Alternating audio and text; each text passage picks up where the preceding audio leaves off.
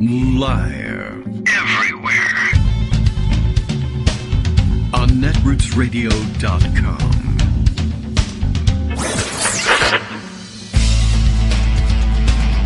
David Waldman. Kagro. In the morning. Now, here's David Waldman.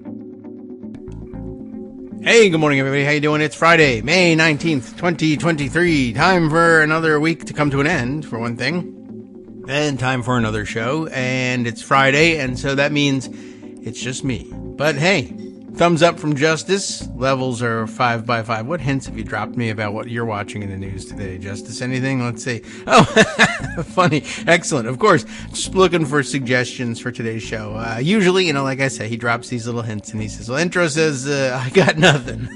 So, all right. Well, one hint here. That's an interesting, I like that little wordplay. Casey DeSantis being Jackie No. Okay. Very cute. I like that one. Not sure what she's up to this morning, but, maybe it'll hit us along the way. But I do have a large collection of stories, and I've been musing since yesterday as I was trying to decide which stories to bring you in the second half of yesterday's show about what would have to wait until Friday. And the answer was mostly everything, although I really did enjoy the opportunity to bring you that rather lengthy story on, what the hell was it again? I can't even remember. But whatever it was well worth it. I know that much. I have to look in the archives to see exactly what it was, but felt like that. Oh, yes, right. It was an Elon Musk story about, a well-organized Elon Musk story about just how bad it can be when a major social media platform is run by somebody who's either out to destroy it or someone who simply says, well, we'll get around the free speech issue by just having me be allowed to do whatever the hell I want and say whatever I want and excuse it as just asking questions, as usually happens. And, you get annoying people that usually are, hanging around in the park or going to school board meetings and heckling people with stuff like that. But usually they don't bother to go out and, they usually don't have the means to go out and buy a major social media platform and feed everybody else their nonsense. Anyway, we're actually done with him today, I think. Who knows? We may yet go back and find ourselves talking about him. But I have a large raft of stories today in no particular direction or order in which I need to offer them to you. But let's see. Let me open up all of our various social media inputs so that we can make sure we're not missing anybody else's ideas about where we should be going. For instance, John Shiflett's ideas. Let's see, he's just letting everybody know that we're up and live and on the air, and he's got it in this day, in history, news, and politics, etc. Back to the 19th century for this one. On this day in 1884, 5 of the 7 Ringling Brothers, I didn't know there were 7. What a circus it was there, just in their house. But 5 of the 7 Ringling Brothers opened a circus in Baraboo, Wisconsin. Do I have that pronunciation correct? I don't know. But the Ringling Brothers, you forget about them in your circus history, even though it's right there in the name. If you I guess are of a certain age, you grew up with that being sort of the synonymous with the circus, but not just Ringling. The Ringling Brothers, Barnum and Bailey circus. But then I'm thinking, don't know much about the Ringling Brothers or Bailey for that matter, but P.T. Barnum, I guess, grabbed all the glory from that one. All right, well done, good marketing, and we move on from there. But in case you were marking this day, or if you're looking for more circus history, I'm sure you can find it.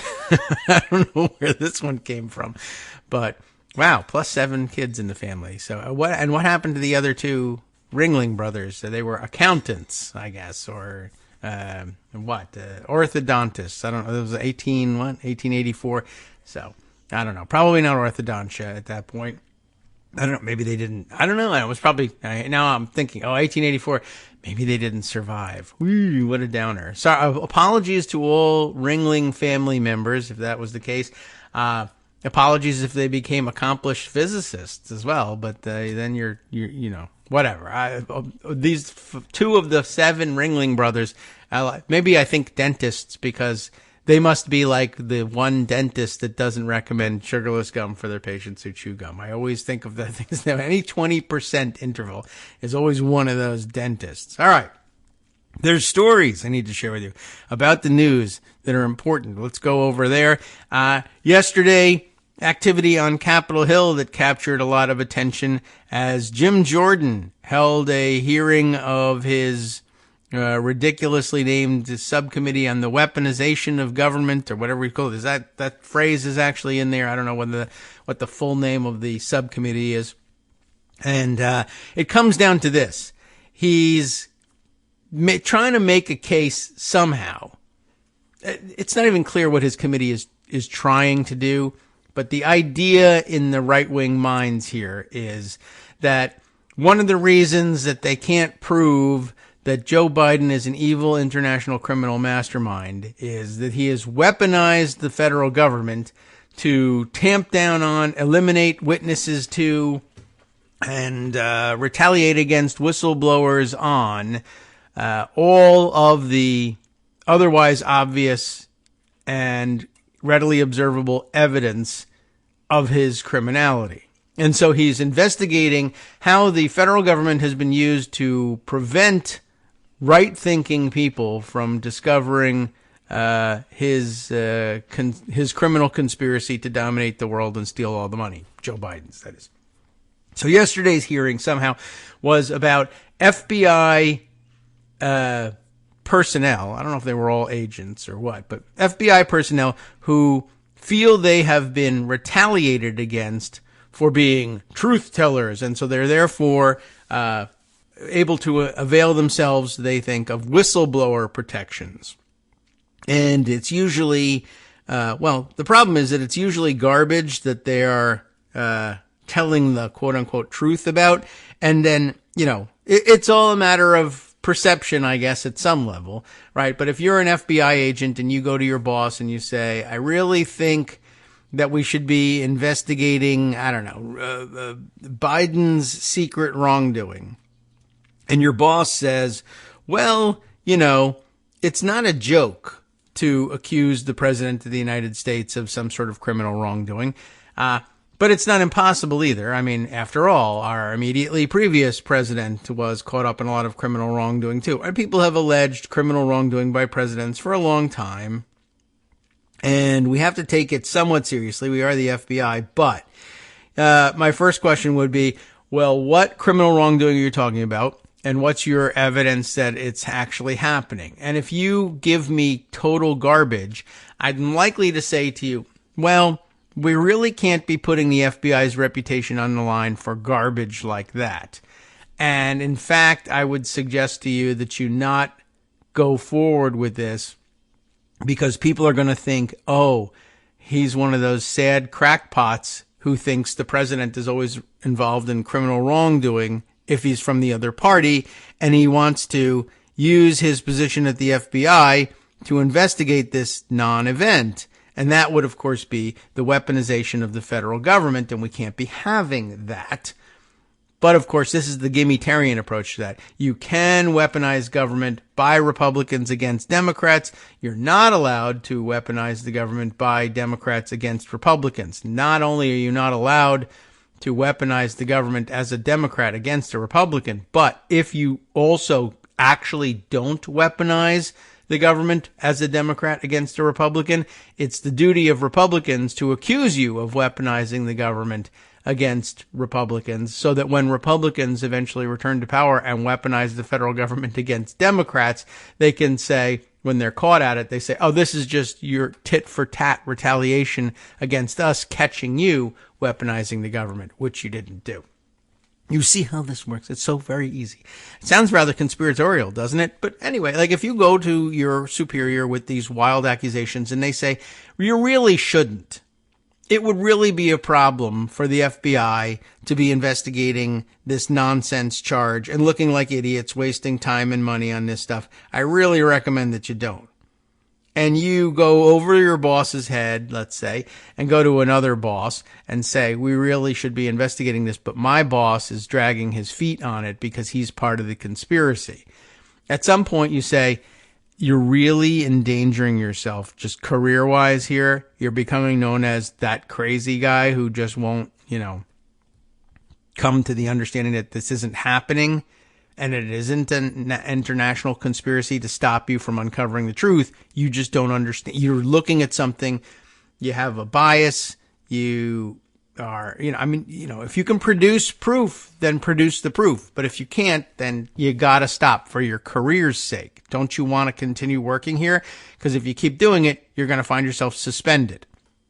And then they keep doing it, and then they do find themselves suspended. And then they say, I've been punished because I'm a whistleblower. No, you've been punished because we found out you're a crazy idiot and you're not supposed to be in the FBI. So anyway, Jim Jordan has got 3 of these guys, and they all testified to some extent in depositions to staff, and they were going to have a hearing about the topics of that they claimed they were blowing the whistle on. And Democrats in the committee, there are Democrats on this subcommittee, asked basically, hey, can we see the transcript of the depositions of these 3 supposed whistleblowers? And Jim Jordan's like, no, you can't. And says, well, the witnesses didn't want Democrats to be able to see this evidence at this time. He just came out and said that in those words. They didn't want Democrats to see it. And I'm like, what? Are you crazy? The way you're supposed to phrase that stuff is, well, it's very highly sensitive information. They wanted us to hold the information very closely. And in due course, obviously, we will be revealing the evidence to you because that's how investigative committees work. But at the moment, we're not prepared. We need to do some redacting or something. I don't know. But to come out and just say, they don't want Democrats to hear this stuff. And then, of course, with this and Jim Comer, I don't know what happened to my witnesses. They disappeared. The dog ate my homework. I don't know where the stuff is. All this idea of conducting these investigations in secret and not sharing the information with anybody is really becoming, well, quite ridiculous, as a matter of fact. And there was a popular diary over at Daily Kos covering this stuff yesterday from News Corp, who loves this sort of material. Jim Jordan refuses to provide Democrats with, quote, whistleblower testimony given only to Republicans. And somewhere along the line, so embedded in here there's a little procedural fight here with Representative Dan Goldman, one of the Democrats on the committee. And wasn't Dan Goldman one of the investigators on the impeachment committee or the January 6th investigation? I can't remember exactly which one it was, or both, or I guess it wouldn't have been. Well, I think he's probably helped investigate on January 6th because now he's in Congress. But prior he was staff, I think, on one of the impeachments. So he's an investigator by trade, basically. But it wasn't investigations that he was fighting about, except to the extent that all right. I mean, that underlay everything was the investigation, but he was doing some great procedural battle with the chairman and asking basically as Jim Jordan wanted to gloss over this, and Goldman's asking, well, he finally finds the right terminology. There's some tape of it here, and I guess we could play it, and maybe that would clear things up. But he asks for, finally realizes what he needs to do is to say, I've got a parliamentary inquiry. And, I don't know, for some reason, that's still the sort of thing that stops even a Republican chairman briefly in their tracks. They say, the rules say I got to recognize a parliamentary inquiry, so I will. And really, they don't have to. They could just say, meh, I don't hear you, and pretend they don't hear him, and then just not recognize him. You can do that with the gavel. I guess it's nice that they continue to pretend that they're actually chairing a meeting. Anyway, but basically he asks his parliamentary inquiry is, the rules say, as it's put here, and I think there's a transcript of it here, such records, he says, that like the deposition record, shall be the property of the House, and each member and delegate and resident commissioner from Puerto Rico, right, shall have access thereto. Why does this not apply? Where is the supposed whistleblower exception in the rules of Congress that says that this does not apply? When you take a deposition as an investigative committee or subcommittee, those materials have to be distributed. They can be held in confidence, and they can be classified, but members are supposed to have access to them. And Jordan just answers, it's the prerogative of the committee to decide whether or not to give the materials to, every actual member, not just of Congress, but of the committee. And Goldman reminds me, no, it's not. And Jordan answers, well, we have the whistleblower's testimony. The whistleblower does not wish that to be made available to the Democrats at this time. Well, the whistleblower doesn't make committee rules, sir, is Goldman's answer. And he's quite correct that they don't. And that's when Jordan, I guess, recovers his head as a fascist and says, oh, yeah, I don't actually have to listen to this crap. I'm going to recognize someone else for questioning for 5 minutes. Now, why other Democrats on the committee don't yield their time to Goldman for him to continue to press the point, I don't know. Maybe they did, but it's not in the clip here.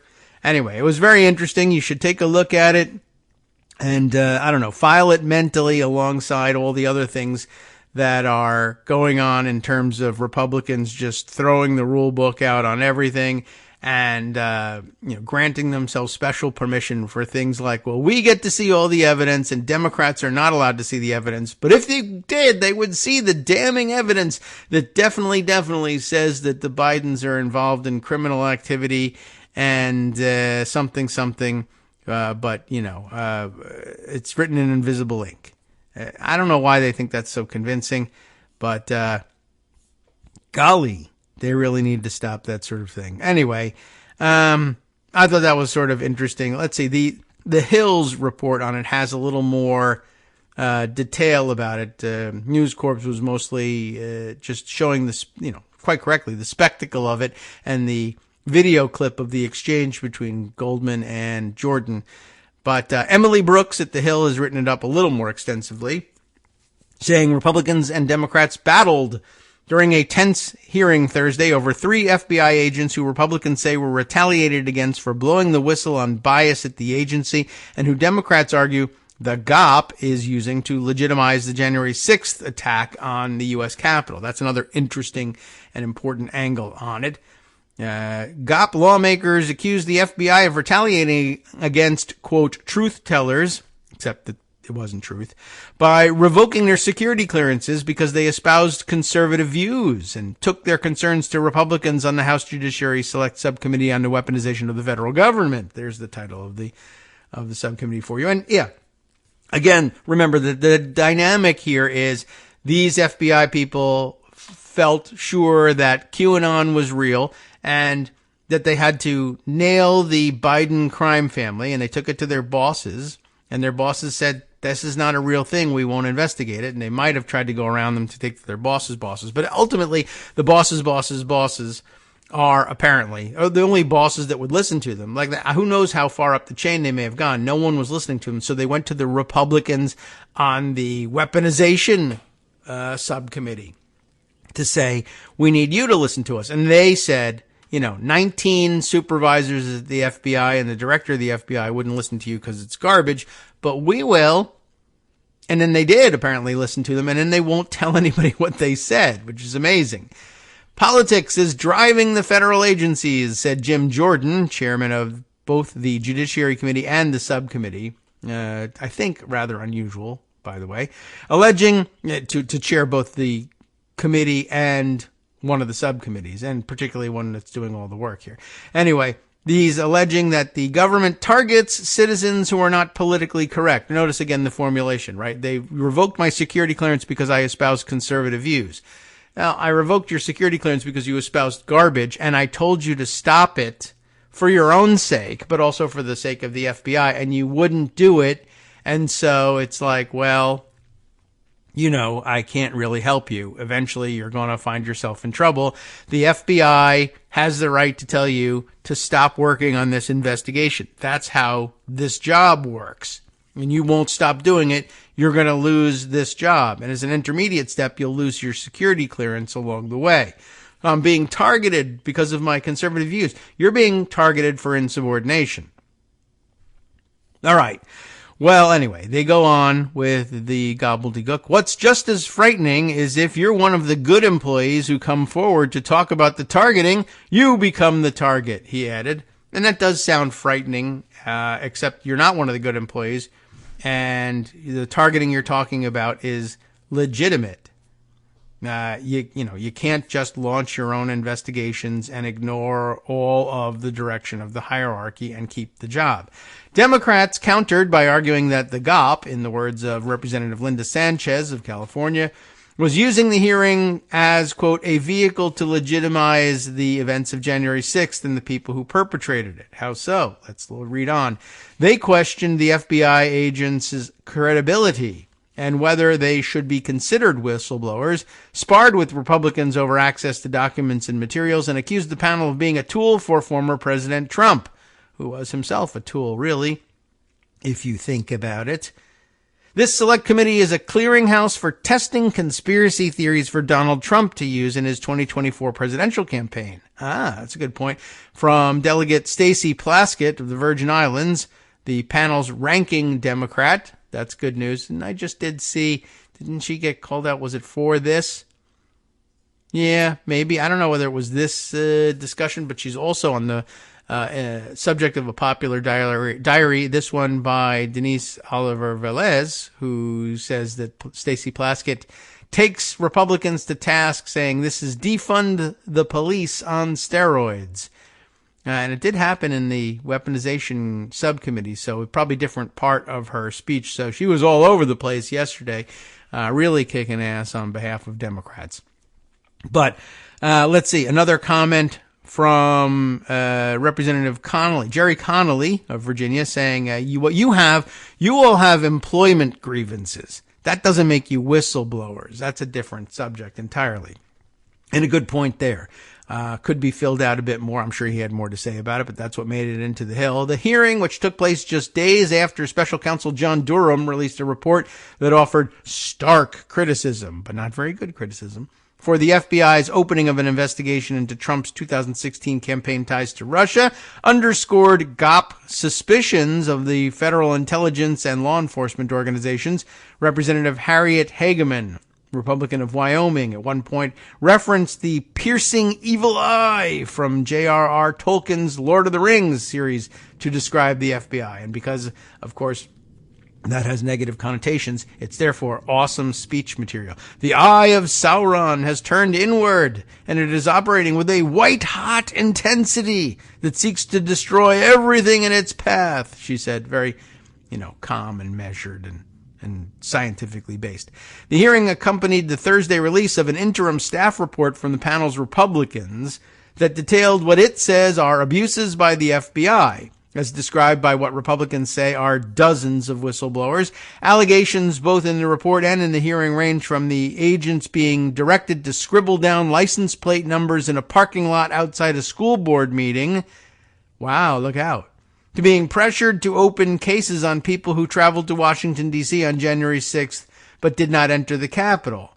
One of whom, by the way, has been convicted of seditious conspiracy. So the fact that you didn't enter the Capitol doesn't tell us all we need to know about who you were and why you were being investigated for your January 6th activities. And frankly, that's not a bad call. Investigate everybody who went to Washington on January 6th and see what the hell was going on. Right? Democrats had already preemptively countered the GOP's weaponization investigation, writing in a 300-page report of their own, I guess, in March, that some of the GOP witnesses were connected to committee Republicans through people with deep ties to former President Trump. Dan Goldman, of course, who was also up there in the fight, reiterated and established at the hearing that two of the witnesses had received donations from Kash Patel, a former top Department of Defense official who is a surrogate for Trump's 2024 presidential campaign. Why is he donating to the witnesses? Jordan has an interesting answer for that. He brushed off the financial connection between witnesses and Trump allies in a press conference on Thursday. They've got a family. How are they supposed to, it says, pay their family? I assume they mean pay for their family, like to eat and live. They've got a family. How are they supposed to pay for their family? He asked. The FBI in a statement asserted that it does not retaliate against protected whistleblowers. But pause for just a second. The Republican platform actually has an answer for Jim Jordan's critical question. How they have a family, how are they supposed to pay for their family? The Republicans will tell you every time, get a job. That's how you do it. Well, okay, but apparently that doesn't apply in this case. The FBI's mission is to uphold the Constitution and protect the American people. The FBI has not and will not retaliate against individuals who make protected whistleblower disclosures. The agency said in a statement to The Hill in response to the subcommittee hearing. Thursday's hearing also came just one day after the FBI sent a letter to the House Judiciary Committee that went into more detail about the reasons why the agency revoked the security clearances from the three agents, including two of those who testified at the subcommittee hearing on Thursday. According to a copy of the letter, Agent Brett Gloss, who did not testify at the hearing and has not been charged with a crime, was in a restricted area of the U.S. Capitol grounds on January 6th, 2021, amounting to criminal trespass and questionable judgment that indicated he may not properly safeguard classified or sensitive information. Why did did you hear me? Why did this FBI agent lose his security clearance? Oh, he was one of the rioters on January 6th, and he entered the Capitol grounds in a restricted area, and we have questions about whether or not he's going to be able to remain an effective FBI agent, given that he was criminally trespassing during the riot seeking to overthrow the United States government. All right, I'm for revoking the security clearance on that one. There's more, though, but it's almost time to speak these words over music. Agent Marcus Allen, former running back of the, several teams, I think, in the NFL. For some reason, the only one coming back to me is the Oakland Raiders, but not him. I'm sure it's a different guy. Marcus Allen, one of the witnesses at Thursday's hearing, had his security clearance revoked after the agency found he, quote, espoused alternative theories to coworkers about January 6th in particular, in apparent attempts to hinder investigative activity. That's also not good. Hi everybody, it's me, David Waldman. Yes, the same guy who interrupts you all the time. Interrupting you one more time just to tell you again, another reminder that your contributions are what keep this show on the air, and patreon.com, patreon.com, is still among the easiest ways to make the sustaining subscription donations that keep us afloat. Are you ready for the pep talk about how our Patreon campaign is still going strong and growing? Well, too bad. Yeah, the plain fact is we actually are headed in the wrong direction, and whereas we once had about 175 monthly patrons, we're now actually down below 150. Time to recruit some more. Not exactly the kind of news I wanted to share, but there it is. For those of you in a position to support the show, patreon.com does make it easy to make those secure, recurring monthly contributions to do so. Patreon.com/KagroX gets you straight to our donation page. We've been through a lot together. The worst of the pandemic, we hope. The worst of the insurrection, we hope. So go ahead and treat yourself. You don't need an excuse. Give yourself the gift of a little something you enjoy in life. Support the show. And of course, if you happen to prefer using PayPal or even the Square Cash app, we're up and running on those options too. So thanks again, everyone, for all your support. We couldn't, or at least shouldn't, do it without you. Hope you'll be on board soon too. Thanks for all your support.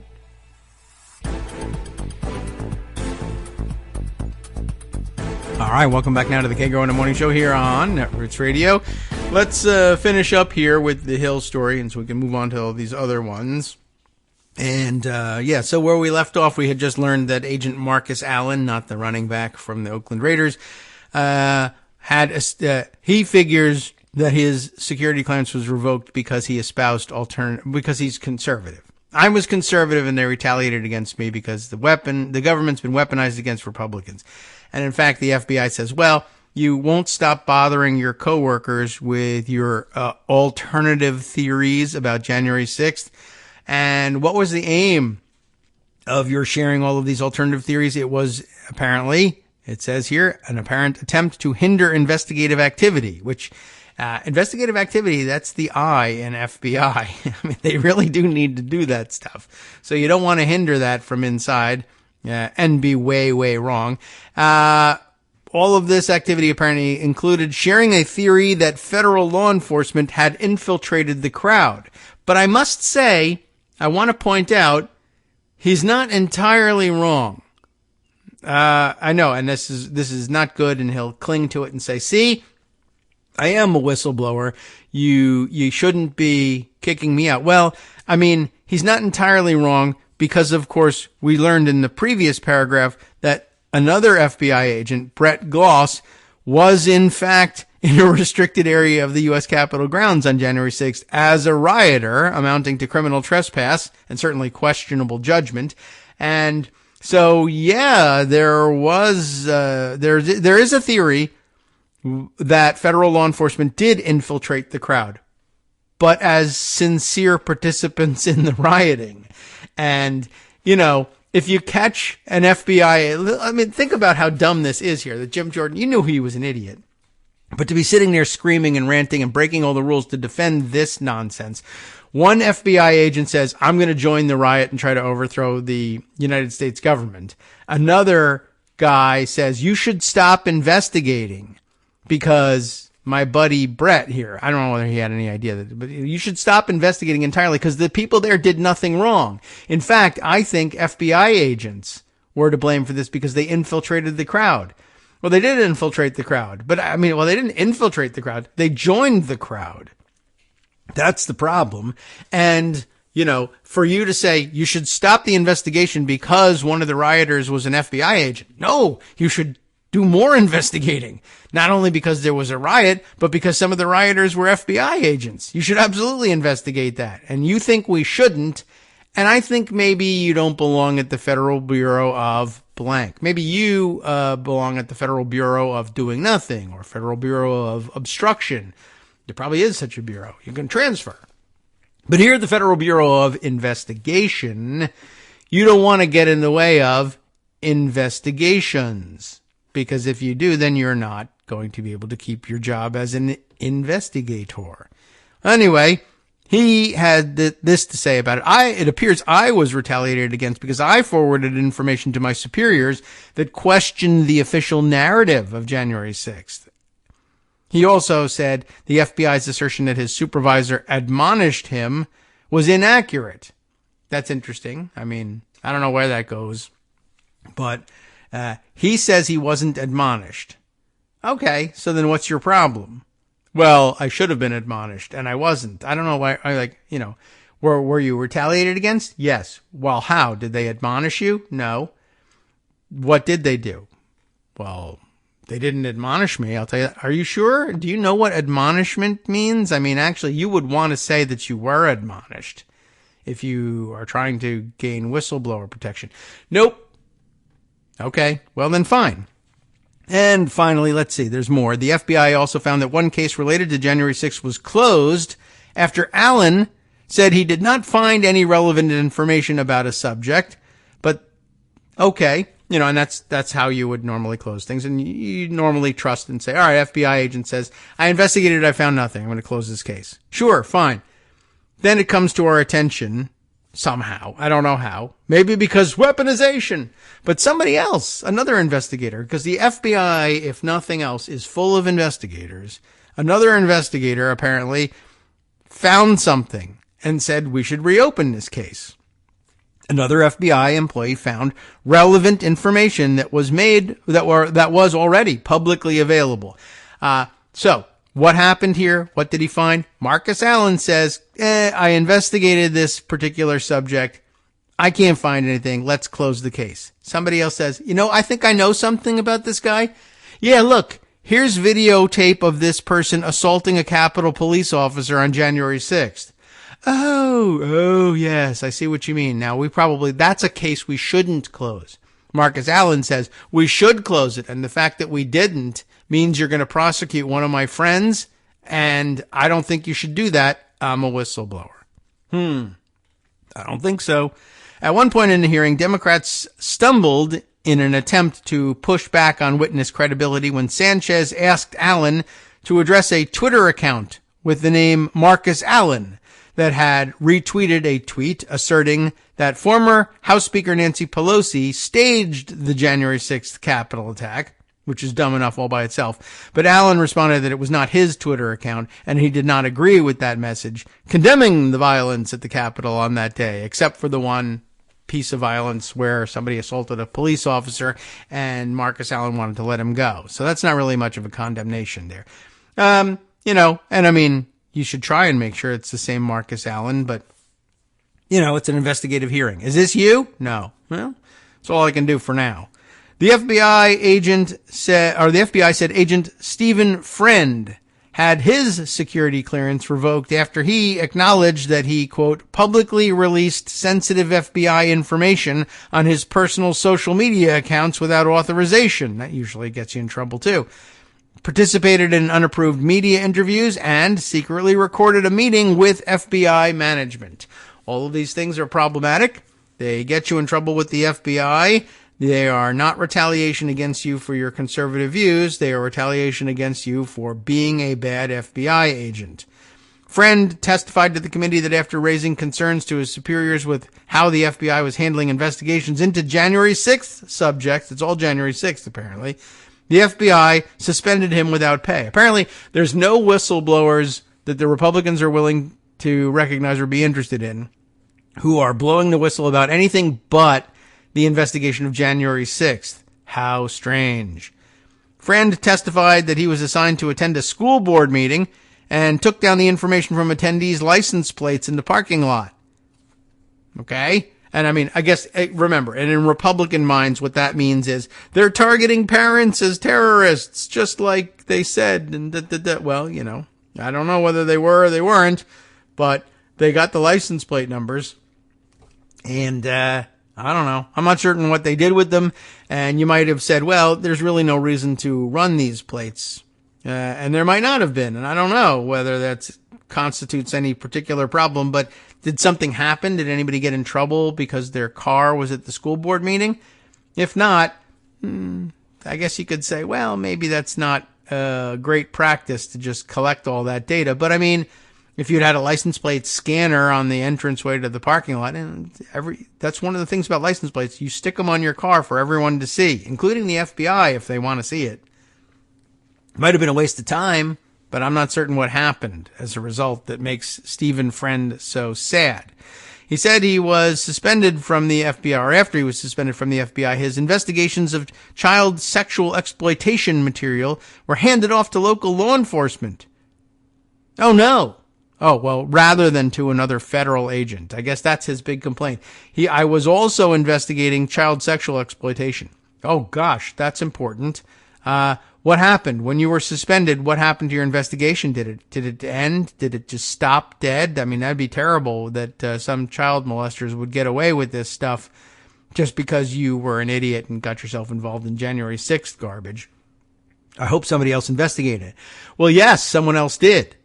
But it was different from a different person than I thought should be doing it. Who got it? Cops, the local cops, the cops where the guys live. All right, and that's bad, right? That's weaponization, I guess, of the federal government, because it doesn't really sound very much like it involves the federal government at all. No, I wanted it to involve the federal government, but now it doesn't. It involves cops, local cops where those child molesters live. I mean, I gotta say, I'm gonna put this in the file with, oh my God, they're seizing all the fentanyl at the border. That just goes to prove that they're not seizing any fentanyl at the border files. Like, what? What are you talking about? That doesn't make any sense. Quickly, we'll finish up here. A third witness, Garrett O'Boyle, who had his security clearance suspended but not yet fully revoked, was suspended without pay after he raised concerns with his chain of command and then made disclosures to Congress. He had just made a move across the country for the job, and then he choked up as he described the FBI holding his family's belongings, including his children's clothing, for 6 weeks before they could access them. Not really sure what the mechanics were there, but basically they had to buy more clothes. So something about weaponizing the government. Jordan said that O'Boyle was the first whistleblower to tell the committee about the process the FBI was using to assess threats against school board members, which he said have resulted in 0 prosecutions. When citizens in this country get to the point where they can call the most powerful law enforcement agency in the world on their neighbor just because they disagree with them, that is chilling to the First Amendment rights of the people who are getting the FBI called on them, O'Boyle said in the hearing. And it would be, except remember that the complaint was I was being used to assess threats against school board members. And though so far he says it's resulted in 0 prosecutions. Yeah, but I mean, I don't really understand why you can call the FBI just because you disagree with your neighbor. Well, yes. I mean, in a sense, yes. If the disagreement is whether or not you should be allowed to live and your neighbor should be allowed to call and say, I'm going to murder you and your whole family and I'm going to cut your guts open and I'm going to string your intestines over the telephone wires in the neighborhood for everybody to see. Wow. I mean, that's really gross. I don't think that you should be allowed to make that threat. Oh, so now you're against freedom of thought. I'm against terroristic threats, man. You can't threaten school board members with murder because you disagree with them. Oh, so you disagree with me and now you're going to call the FBI on me, huh? I mean, it's just garbage through and through, but they spent all day on it. And we spent the whole segment on it. So, I don't know. It's important. It's happening. Jim Jordan is blowing it in front of everybody. But again, remember that among right-wing types, they think this is fantastic. So 25% of the country is enthralled at the great job he's doing. And apparently we all have to listen to them because, you know, they're in this country. And so both sides. All right. Well, let's see. We'll move on here to other stories, although I do recommend that you take a look at Denise's diary about what Stacey Plaskett was doing in the hearing, because she had a great run of it as well, pointing out, again, the insane gimmitarian hypocrisy of wanting to defund the FBI, but then crying that liberal, woke Antifa people want to defund the police. And she rightly points out, well, this is defund the police on steroids. And yet, this just doesn't penetrate with them. I don't know what it takes to get them to listen. All right, let's see. Other activity on Capitol Hill that was of some distinct interest yesterday. I happened to see another popular diary shared on Daily Kos yesterday. This one from Pakalolo, if I've got that pronunciation right. Picking up on a disturbing story. Dianne Feinstein has nominally returned to Washington, D.C., and I guess is able to be present to take care, to discharge her duties both in committee and on the Senate floor, but only barely. And there was some reporting yesterday from the major outlets that, she was back, but as it turns out, her recent illness and her recent battle with shingles, in addition to all the other medical issues that she's got, were perhaps more debilitating than previously disclosed. And I didn't put the story aside yesterday, but I probably should have, just to catch up on these things. But I forget exactly where I saw it reported, but basically they had said, listen, here's something. Wasn't exactly what I was looking at, but this here is a piece in the health section by Andrew Jung over at the Washington Post. What to know about encephalitis. That was to say Senator Feinstein's shingles complications. She said she had shingles. We knew that. Well, it's taking her an awful long time to come back. Well, she's elderly, and she had some complications. Oh, what complications? Encephalitis. Oh. Well, I thought you meant like she was extra itchy. Now, this is something bigger. Shingles. The infection that sent Senator Dianne Feinstein to the hospital in February affects a third of Americans and Canadians, by the way. Just letting you know that, because I think, didn't Ricky say something about it at one point? Maybe it wasn't Ricky. I don't know. But I had said, well, she's out an awful long time with shingles, but, she's elderly, so it's going to linger for a while. And, I was like lightly admonished. I'll admit that I was admonished. Well, lightly admonished that, shingles is, it's quite painful and debilitating, and particularly for the elderly, I think, but really for anybody that gets it. And you should take some time to recover. I think we can acknowledge that. But at any rate, the related complications the 89-year-old senator faced, encephalitis and Ramsay Hunt syndrome, are less common and can be severe. again, all the more reason to take time away from your job. But maybe also if you're 89, leave your job. Feinstein returned to Washington last week after a months-long absence and has recovered from the encephalitis. That's terrific. Thank God for that. That is, of course, an inflammation of the brain. So, that's troublesome. And I had seen in reporting that apparently the inflammation had also had ancillary problems, including apparently the paralysis of one half of her face at one point. Very serious, and we're glad she was able to recover on a personal level, right? So, but maybe still you're not ready to come back to the Senate. Well, there's a whole description then, and we don't really need to get into the medical angles of it, but here's what to know about shingles and its potential complications. If you are interested in reading through all of that, you should go ahead and take the time to do it. We're not going to go to medical school here. We're just going to use this to point out, okay, well, how serious were the side effects and ancillary problems? And significant. Encephalitis, no joke. So more to the point, though, is the issue encapsulated in this diary here from Pakalolo. A Slate reporter has a concerning conversation with Senator Feinstein, and it goes like this. Jim Newell of Slate magazine briefly conversed with Senator Dianne Feinstein of California. The senator does not recollect being in medical absence for 2.5 months due to a painful case of the shingles virus.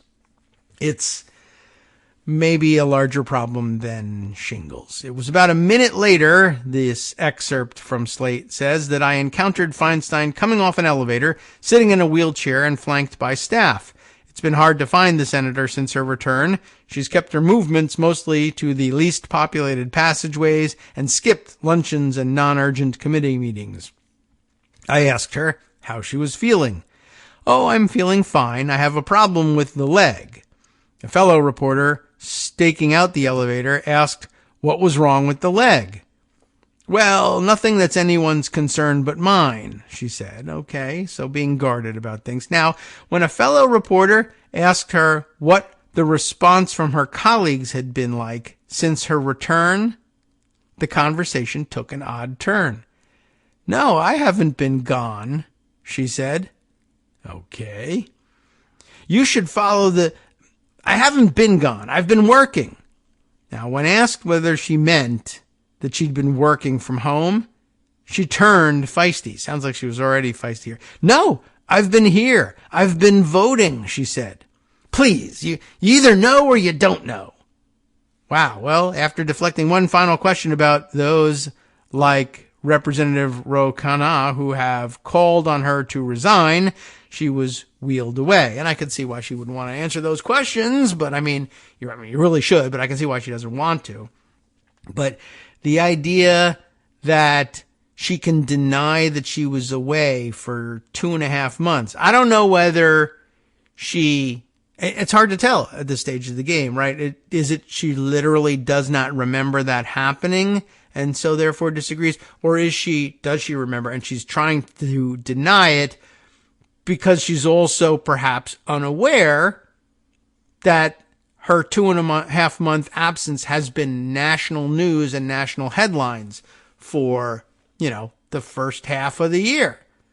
Everybody's been talking about it. Everybody here, every reporter certainly on Capitol Hill knows for a fact how long you were gone and that you were gone. You can't deny that you were gone. It's a matter of public record, et cetera, et cetera. So it's bad news when you have to question whether, are you just trying to deny something that really is not deniable? Or do you not remember that for a quarter of the year you were at home? And now that you're back in familiar surroundings, you just think you were always there. It's a little weird and it's a little iffy and, it's obviously, I think, time for her to go. But, we're back in the same feedback loop. How do you tell somebody like that? And what mechanisms are there? And what can you really do? And isn't it a tragedy that all of this would overshadow her previous legacy? And yes, it is. And you could sort of write it off philosophically and say, well, you say she's ruining her legacy. I say it's not her that's ruining her legacy. It's just someone else who's occupying her body, and, she's not mentally present, and you shouldn't blame the former Dianne Feinstein for you can whatever rationalization you need. But I think it's pretty obvious now that she's either incapable of remembering such things, in which case she's incapable of doing the job, or she believes that she can still pull the wool over everybody's eyes about the one thing that everybody knows about her, and it is an established and incontrovertible fact, and that also means you can't do the job. Anyway, sad as it is, I just thought I would update you on that. Let's see. There's a couple of other things that I wanted to share with you. This was an interesting take on a story we discussed a little bit. Somebody else reported on it. We discussed the reporting. But you remember the Oklahoma story where I was telling you that, Oklahoma is going to ban doing state business with woke banks, right? And that this was going to cause enormous problems both for Oklahoma and probably for everyone else, because just like everything else that Republicans do with campaigns in a box, they share this, and this was going to spread from state to state to state. Well, of course, I don't know in what order this went, but apparently Florida naturally was going to catch on with this and try and do it 10 times worse than anybody else.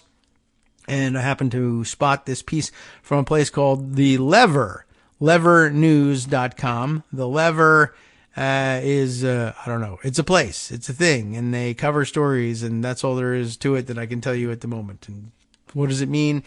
What sort of source is it? I'm not sure, but they cover politics, business, climate, health, labor, all of that stuff. Is it Florida based? That I'm not sure. But here's the story as they report it. DeSantis allows anti-woke giveaway to big Wall Street donors. Essentially, another interesting angle and alternative view of this crusade against the so-called woke banks. Matthew Cunningham Cook is the name of the author of this piece. Subheader reads this way: as private equity donated to groups supporting Ron DeSantis, he oversaw a $1 billion transfer of state employees' retirement dollars into what turned out to be underperforming firms. Now, whether they are performing firms or overperforming, underperforming, at one level, it doesn't matter. The fact that they are underperforming is bad news for the retirees, certainly. But steering it even to an amazing fund in this manner might be problematic all by itself. You see what they're getting at here? Florida governor and Republican presidential hopeful Ron DeSantis has been crusading against, quote, woke investments for allegedly threatening his state employees' retirement funds. So far, right here, same thing as Oklahoma. Why should the state do billions of dollars worth of business with woke banks? And what makes a bank woke?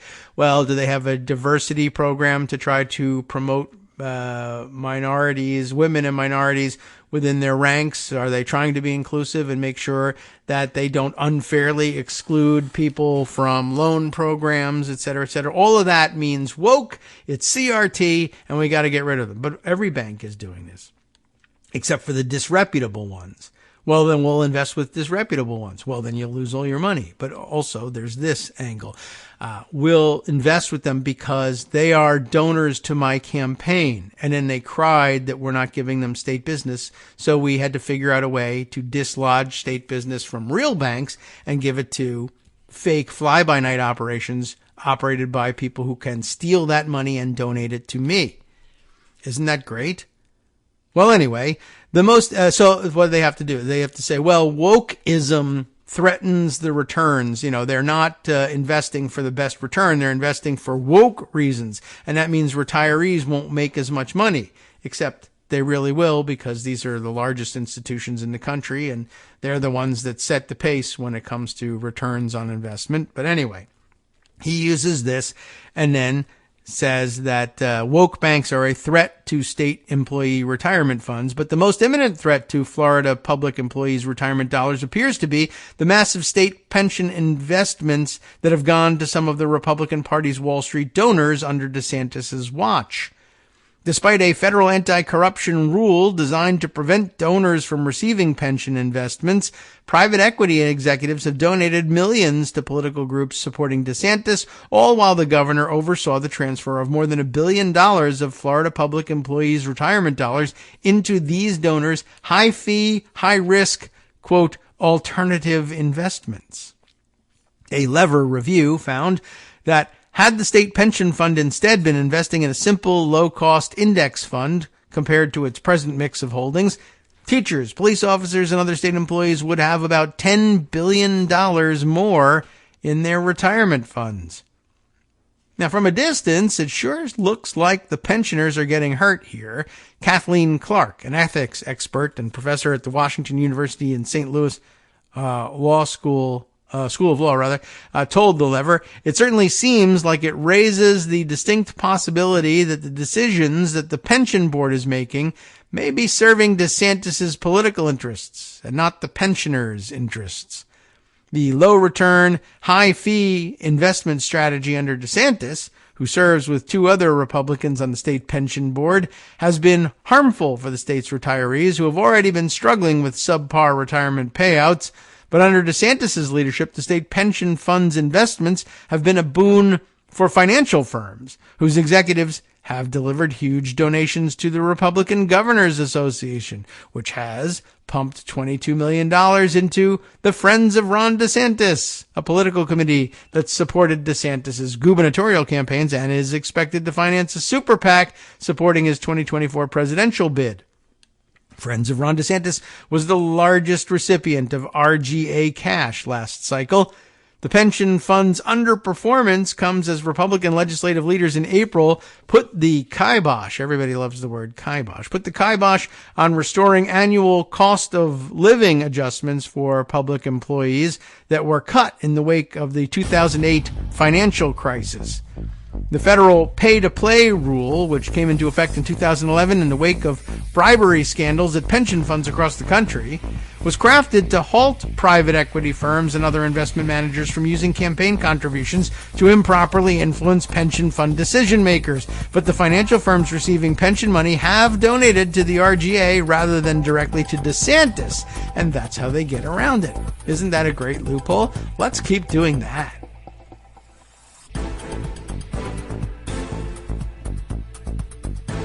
All right, welcome back now to the Kagro in the Morning Show here on Roots Radio. All right, so catch you back up here. Do you remember what the hell we were talking about? And you spot the move here? As it points out here, there was a rule put in place in 2011 that said, oh yeah, okay, so we're very aware of this this move here. You can't have pension funds and equity funds that might be competing for the placement of these retirement pension fund dollars, giving money to the politicians that direct where those monies should be invested, because it's an illegal bribery scheme. And these guys are swimming in money to start with.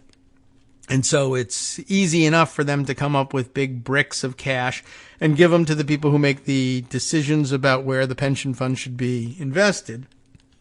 And if you give them $5 million, they will vote to give you the pension funds to invest, and you will then extract $20 million in fees and make a $15 million profit on your $5 million bribe to get them to change where the pension funds are invested. So we'll make that illegal.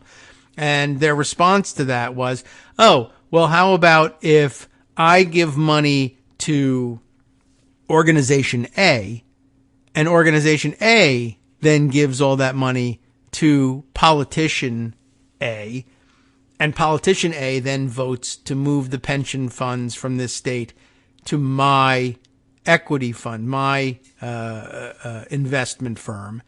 And then it's not illegal, because what was made illegal in 2011 is if I give the money to Politician A, That's illegal if it's part of a scheme to get him to move pension funds to my firm. But if I give it to Organization A, and Organization A, curiously enough, gives all of its money to Politician A, and then Politician A votes to move the money from the public funds into my fund, that's okay, because I haven't given money to Politician A. I gave it to Organization A.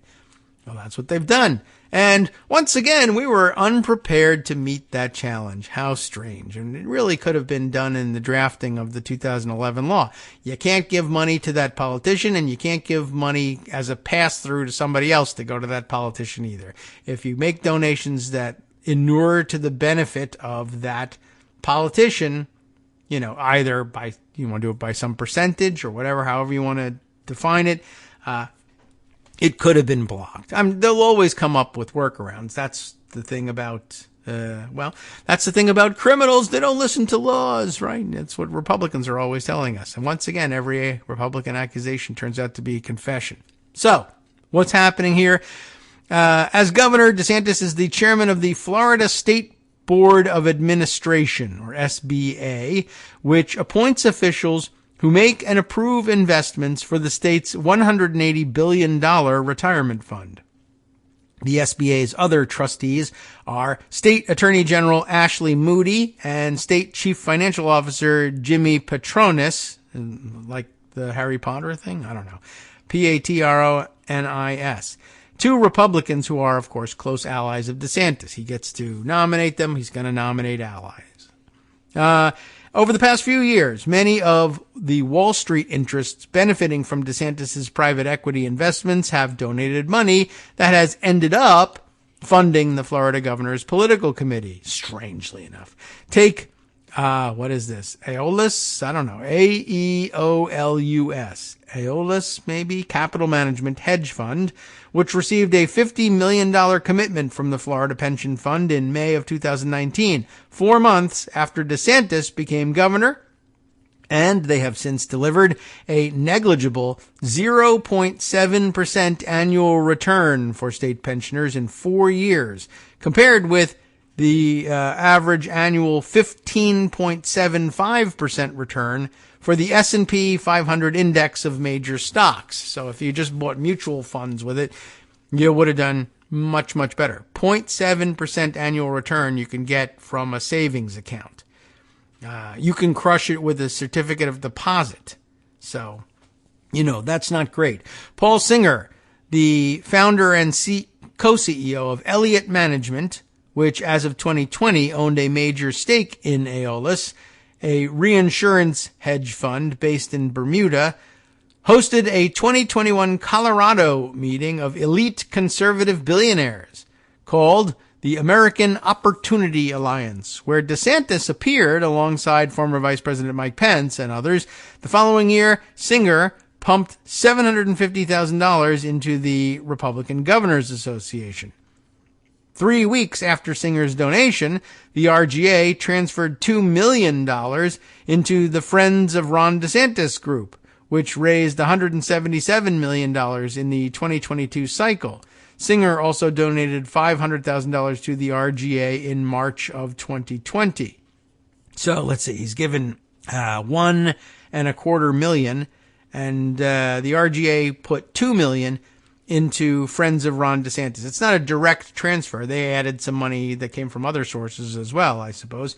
And, interesting method of laundering things. I'm sure that it wouldn't be a $2 million transfer, without, or it's certainly likely or possible at the minimum that, donors are trying to direct those things. Well, I'll give you, $1.25 million, but I want to see some major donations to DeSantis. I like that guy.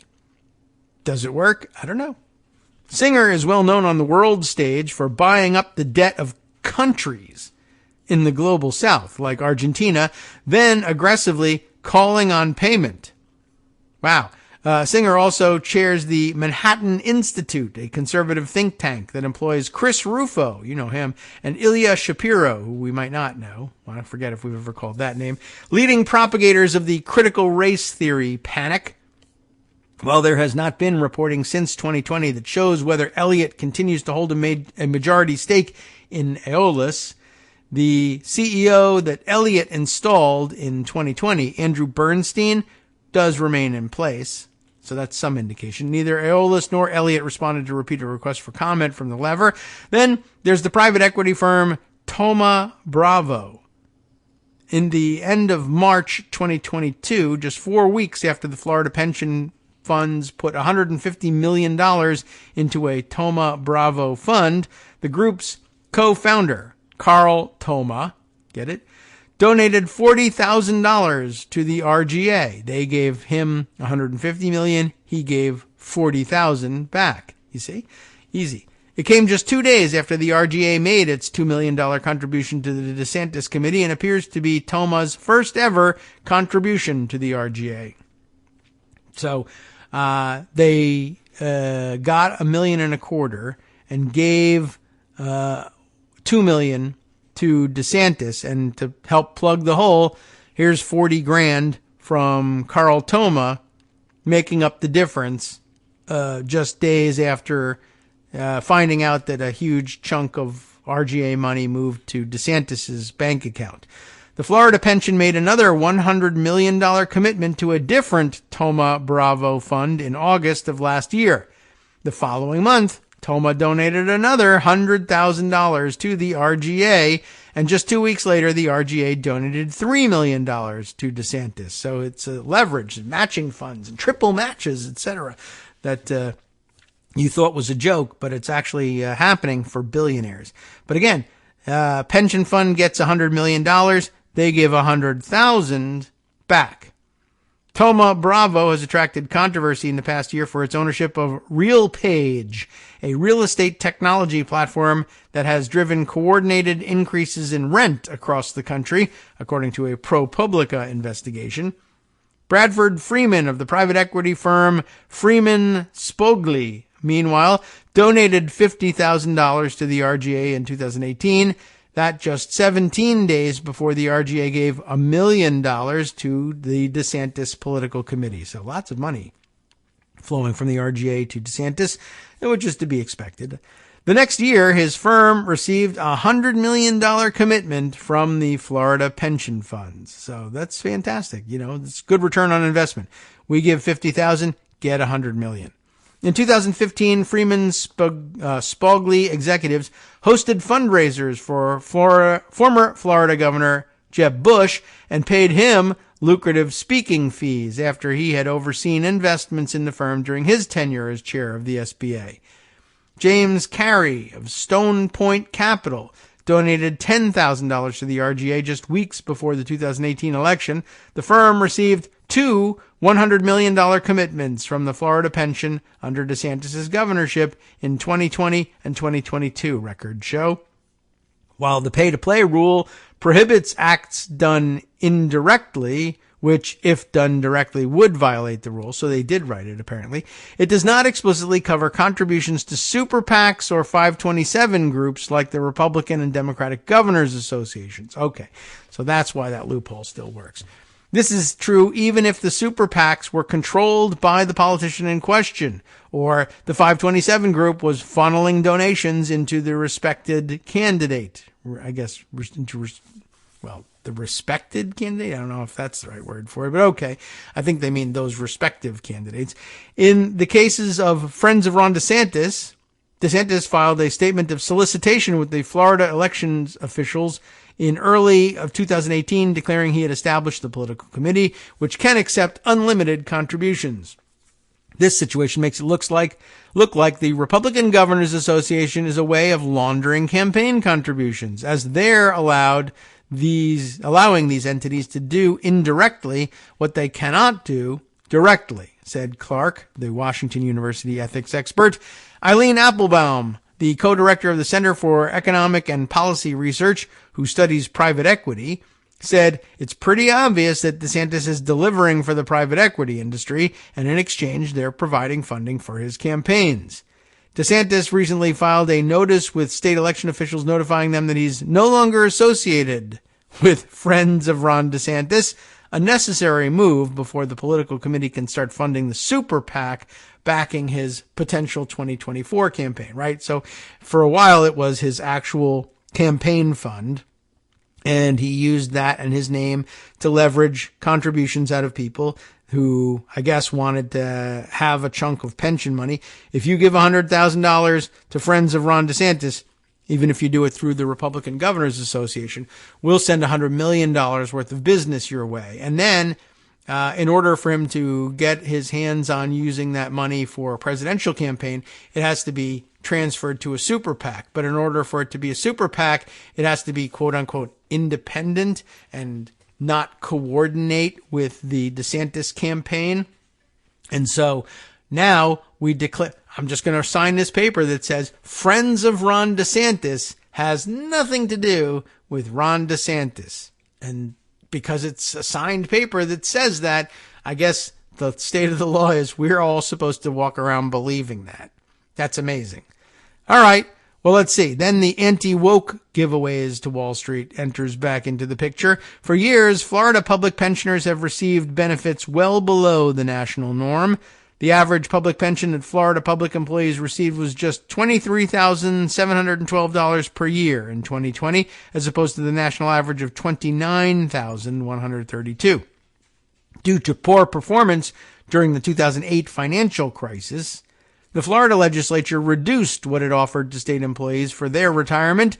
Pensions granted after July 2011 are not subject to cost of living adjustments, meaning that teachers and other public employees who retire in 2023 with 30 years of service receive less than 2/3 the cost of living adjustment that they would have received prior to July of 2011.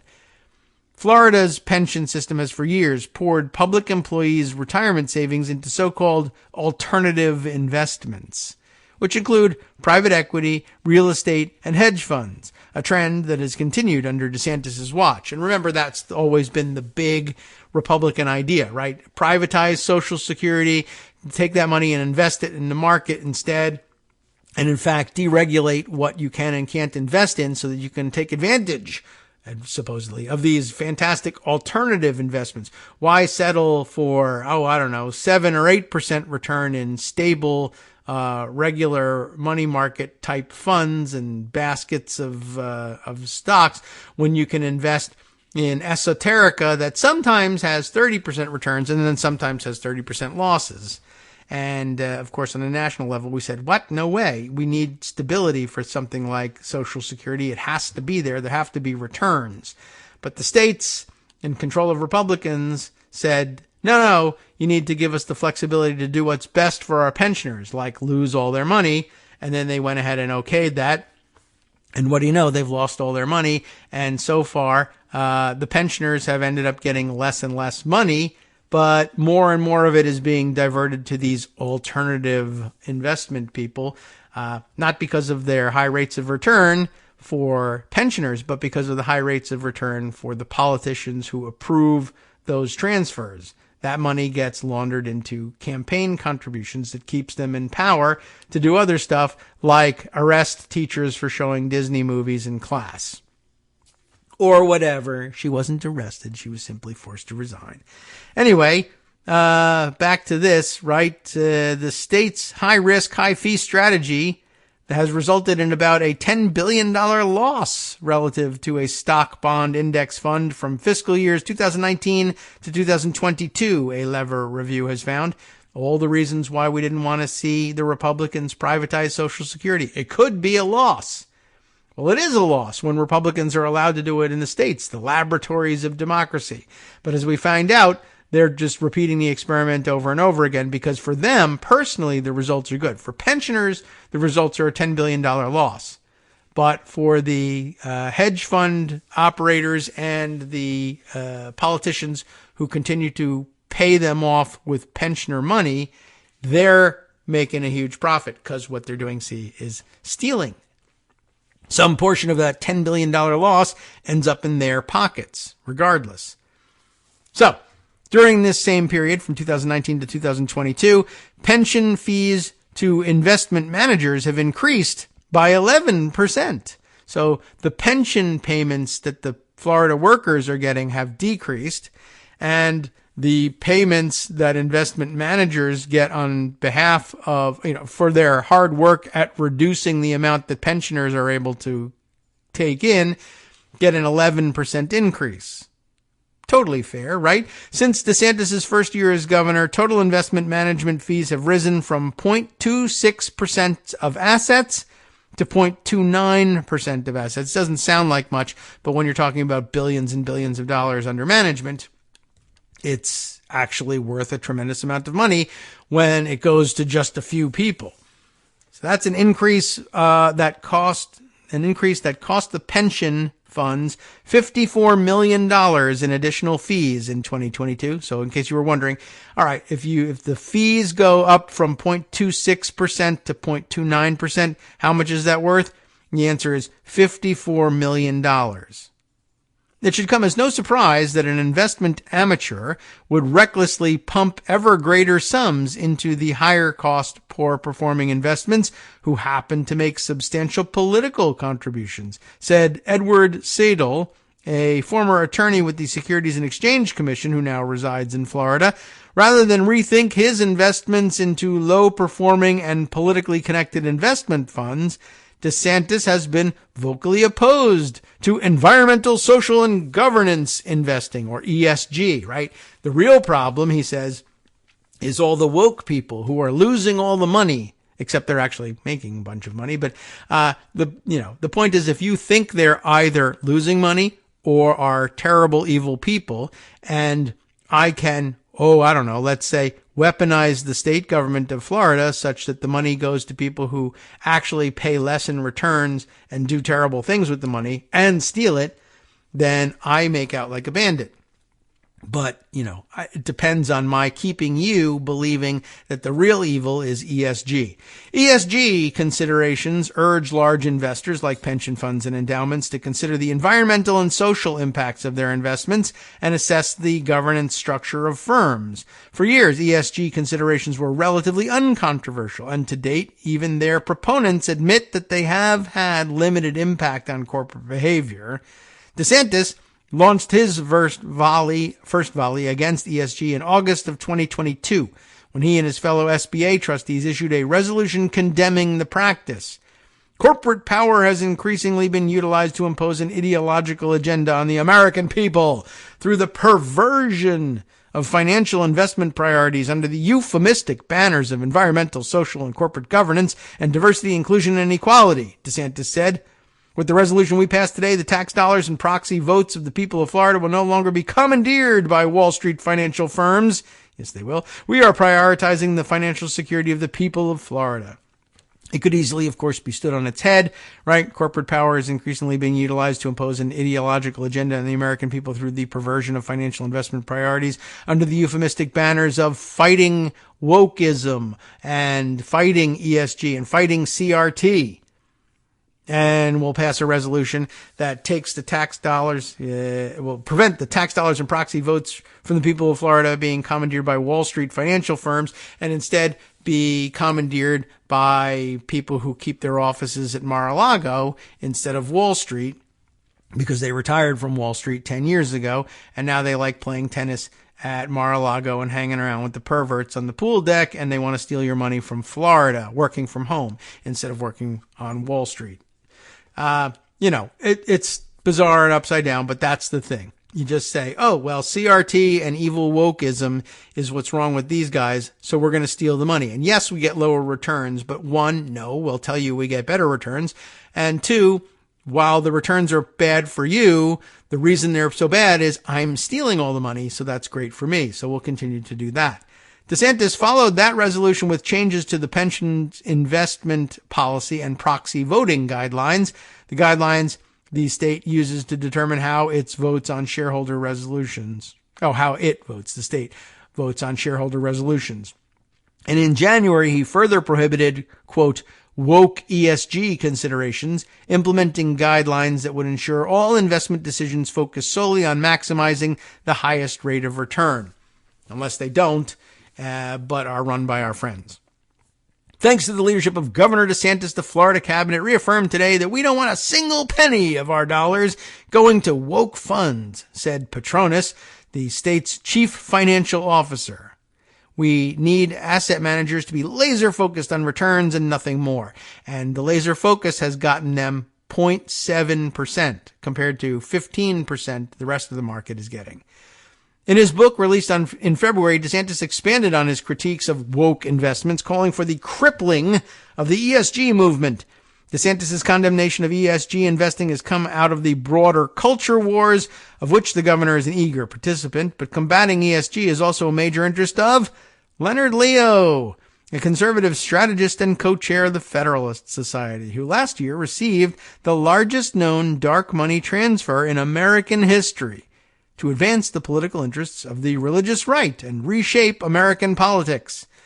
In April, The Lever reported that the leader of the DeSantis super PAC, Never Back Down, it's got a new name now, because I guess nobody was going to buy the story that Friends of Ron DeSantis has nothing to do with Ron DeSantis.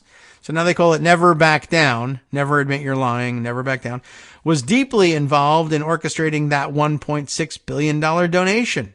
So who's leading the new super PAC? I'm not sure, but whoever it is, they were deeply involved in orchestrating that donation. Friends of Ron DeSantis could transfer its resources, $85 million at this point, to Never Back Down if DeSantis decides to run for president, according to the Washington Post. But while the DeSantis administration claims to be fighting to stop Floridians' tax dollars from being commandeered by Wall Street financial firms and ensuring asset managers are laser focused on returns, such priorities don't seem to apply to the SBA's private equity investment strategies.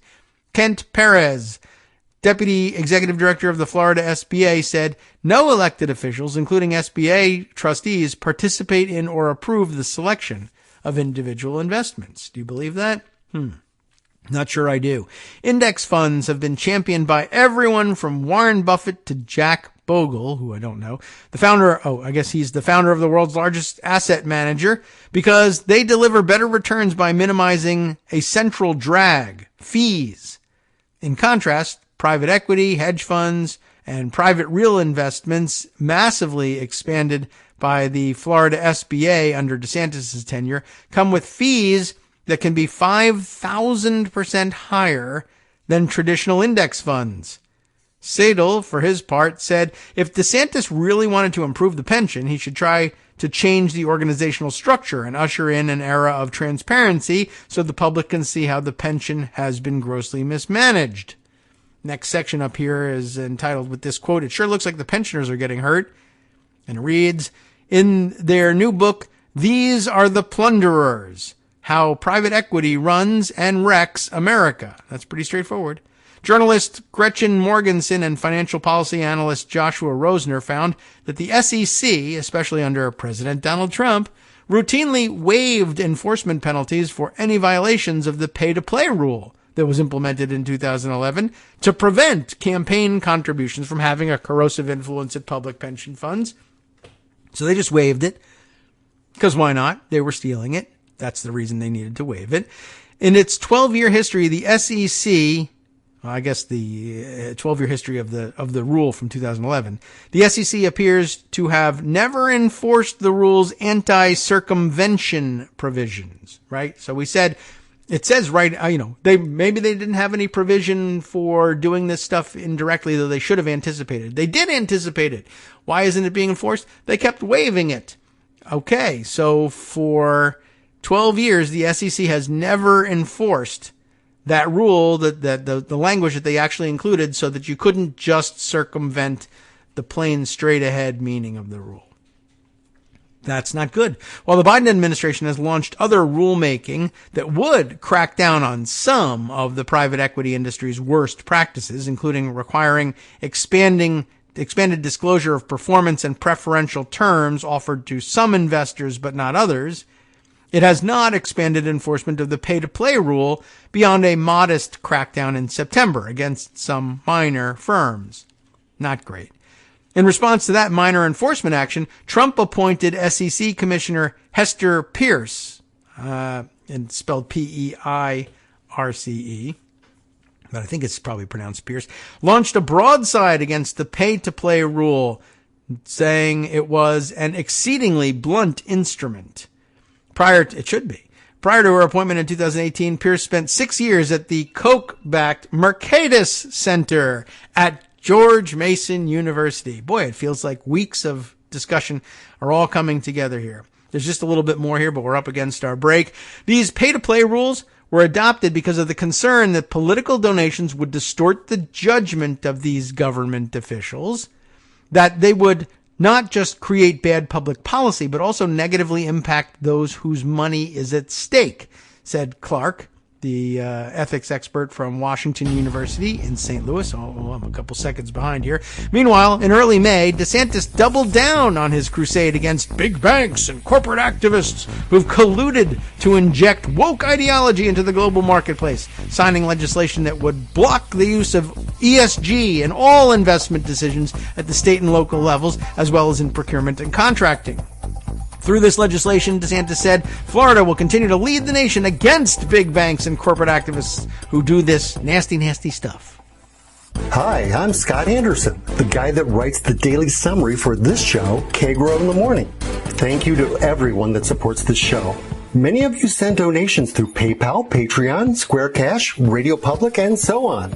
Some of you write your own essays and send them in, or read articles with your own commentary. We appreciate it.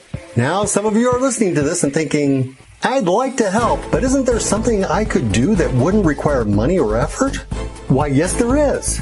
You can just like us. On Daily Kos, they call it the recommend button. YouTube has a thumbs up. There are hearts and likes and love buttons. Tap our love button. Tap our love button every day. Share our shows and summaries on Facebook and Twitter, YouTube and iTunes, Stitcher and Amazon. Most of these places allow you to write a review, so a sentence or two would be great. Recommend us to social media, or tell your friends to listen to the show. You aren't just helping us, you're helping them find their new favorite thing to listen to. You could change the world. So thank you in advance from me and everybody else in the world.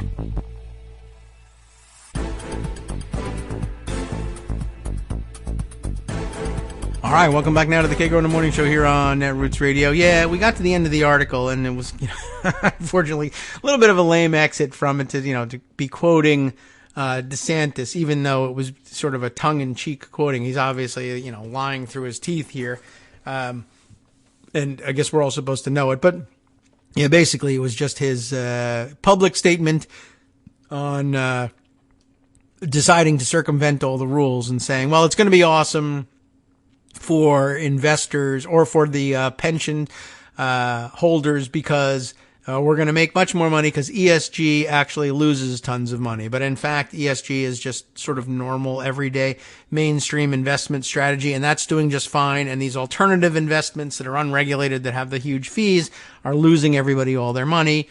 And whatever. I guess we all just still operate under the assumption that, well, it's making some return, just not as much. But there's potential for huge upside, but there really isn't with the fees that they charge. It's just straight robbery, but it's done, with suits on. So everybody just sits there and takes it, I guess. It's too bad. And I don't know, indicative of lots of things that are constantly going on. And there are so many other schemes like it, but there's also so much other things I want to bring to your attention. But let me do this. This maybe is thematic, and it doesn't stay entirely in not in the same realm of politics, but it's still the weaponization, if you will, of the political system to steal tons of money. Something that I've known about for a while, and we've all sort of known about at some point, but is highlighted in a brand new piece from the New York Times that my brother Mark sent along. And David Farenthold is associated with the reporting, and it's one of those fancy, graphic presentations here, which just basically means it's harder to scroll through while you're reading it aloud. But, it's got some nice pictures. What are they doing? Someone else is stealing lots of money. How is it happening? Here's the headline: How to raise $89 million in small donations and make it disappear. Long story, but made short. This is how it works. At bottom. You raise the money by, telemarketing or direct mail solicitations, and you do it by hiring a fundraising consultancy. And the fundraising consultancy itself essentially has huge fees, just like the private equity industry. And so they send out, hypothetically, a million letters usually to seniors who don't really pay that much attention to how much money they're giving away or to whom they're giving it. And they raise it in small increments, small donations. The money comes in, they raise $89 million, and then these companies say, we're spending our time and our employees' time writing these letters, mailing them out, processing the checks as they come in, and yada, yada, yada. So for our time, we will charge you a fee of $88 million. But you've raised $1 million, so it's good for you. Good for you. You have $1 million that you never had before. But $88 million goes to the companies. And then, of course, the companies say, well, thank you, employees, for sending out all those letters. Actually, some of you are fired right now just because we're done sending out the letters. Here's 50 cents for sending out the letters, and I will pay myself as CEO, mastermind of this awesome plan that has employed thousands. You all got your 50 cents. I get an $80 million bonus, and we all go home happy. That's long story short. Now, the real details of it are here in the New York Times. A group of conservative operatives using sophisticated robocalls raised millions of dollars from donors using pro-police and pro-veteran messages. That's the actual hook. But instead of using the money to promote issues and candidates, an analysis by the New York Times shows that nearly all the money went to pay the firms making the calls and the operatives themselves, highlighting a flaw in the regulation of political nonprofits. Good story, well reported, well sourced, all of those things will raise your hackles and get you justifiably outraged, but has been going on for decades between these guys and dozens of others. And it was happening in the 1990s, in the 80s. It's been going on forever. Paul Weyrich made his fortune on it. Newt Gingrich made his career and his fortune on it. It's been going on ever since. And it's same thing as it's going on in hedge funds. You invest in us, we'll give you 1% return and keep 12% for ourselves.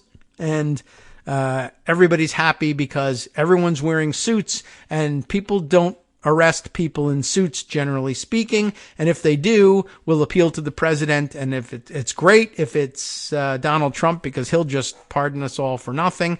And it might not even be that bad if it's Joe Biden, because after all, he's from Delaware and the financial industry is huge there. And there are Democrats who run hedge funds and they donate to us too. And so what the hell? We'll let it all go, essentially. But is it much worse on the Republican side? You bet. Absolutely, because why not? They can absolutely get away with it because they can always point back to the Democratic side and say, well, they stole $10 million. We stole $100 million, but that's $10 million. You should be going after them for that. They're both sides, something. And, if you don't like it, don't vote, is what they say. And then they go out and vote, and they vote for the people who steal $100 million. So don't let that throw you.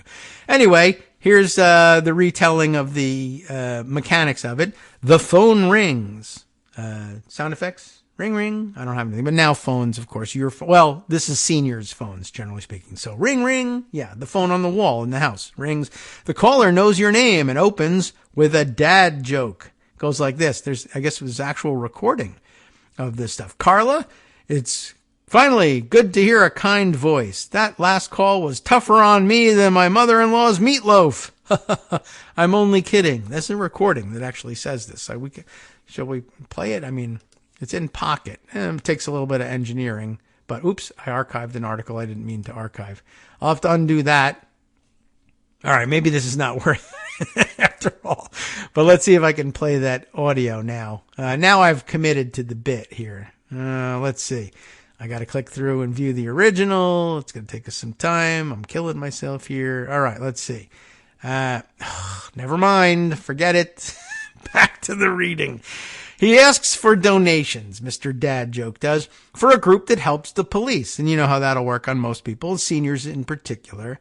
This is Frank Wallace calling for the American Police Officers Alliance. That's where I hang up. But, I never answer the phone, but neither do you. You understand that. Very quickly, we're mailing out the envelopes to help fight for our officers who protect our nation's citizens, just like yourself.